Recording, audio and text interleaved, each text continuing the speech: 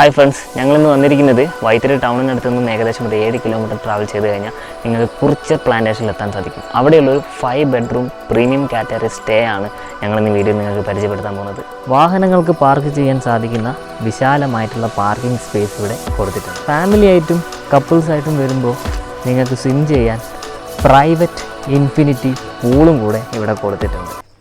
ഇനി കുട്ടികൾ കൂടെ ഉണ്ടെങ്കിൽ പേടിക്കേണ്ട, അവർക്കുള്ള ഒരു ചെറിയ സ്പേസും ഇവിടെ അവർ സെറ്റ് ചെയ്ത് വെച്ചിട്ടുണ്ട്.